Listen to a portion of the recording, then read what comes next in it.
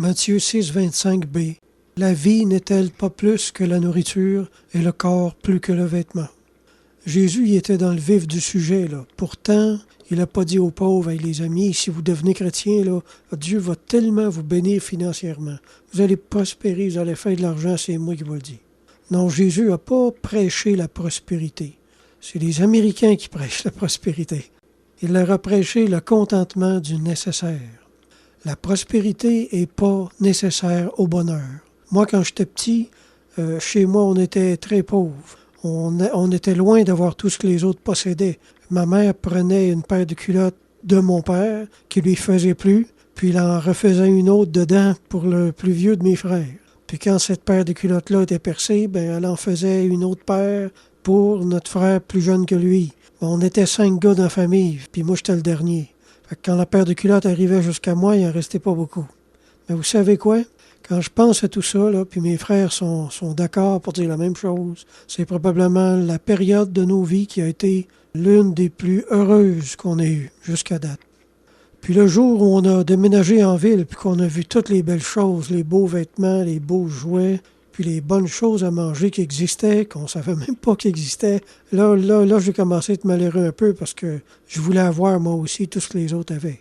Moi, j'avais jamais vu une orange dans ma vie avant l'âge de 7 ans.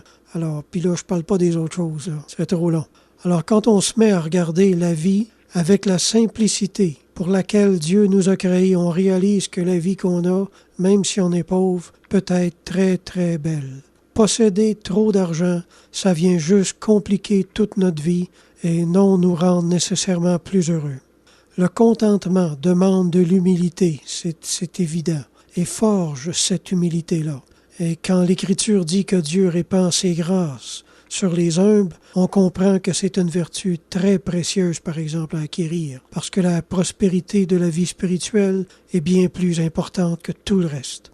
L'homme spirituel se soucie davantage de sa vie spirituelle. Le contentement est la réponse et le remède à l'inquiétude. C'est le message du Seigneur ici.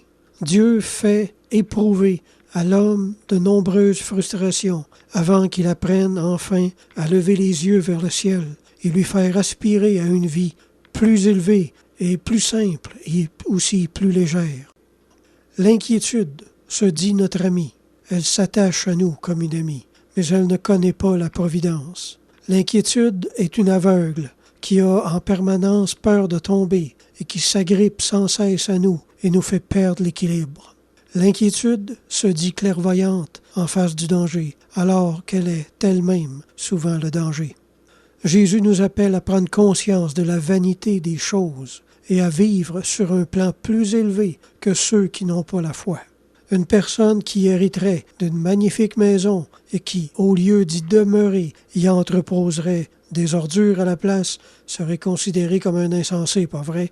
De même, le corps et la vie que Dieu a donnée à l'homme sont appelés à servir à des fonctions beaucoup plus élevées que celles pour lesquelles l'homme les utilise d'habitude.